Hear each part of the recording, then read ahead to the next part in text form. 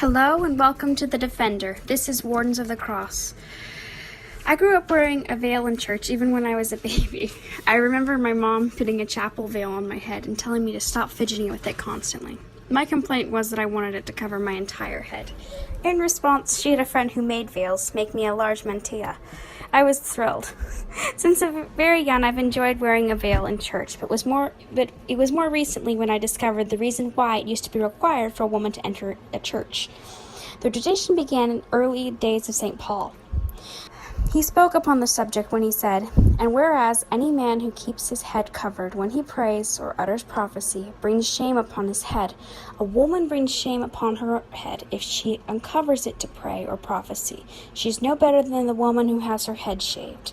If a woman would go without a veil, why does she not cut her hair short? And if she admits to it that a woman is disgraced, and whether her hair is short or shaved, then let her go veiled. Judge for yourselves. Is it fitting that a woman should offer prayer to God unveiled? Does not nature itself teach you that whereas it's a disgrace for a man to wear his hair long, when a woman grows her hair long, it is then an added grace to her? That is because her hair has been given to her to take the place of a veil." The custom of wearing a veil in Mass or in church was supposed to help keep the men focused on their prayer and the women from being vain in the house of God. Even today, a veil is a symbol of modesty. In early Christianity, to be without a veil was a sign that a woman was loose and indecent.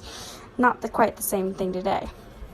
A woman without a veil in church was the Catholic equivalent of the time period of sewing a red A on the bodice of a woman's dress in the early 1600s. In his letter to the Corinthians, St. Paul points out the gender differences between man and woman. To move their respective roles would be to deviate from God's intended plan. Now, that does not mean that having a pixie cut or not wearing a veil in church is a sin. Not at all. But noblesse oblige, nobility obliges. Those who are fortunate enough to belong to the one true church should fulfill the part and behave accordingly as a child of God, a child of the King should act. In today's world, wearing a veil is countercultural. And it's a way that a woman can show submission to God and rebelling against the standards set by people who claim the church is out of date. It is a beautiful tradition that women should be happy to follow, but should never be forced to follow.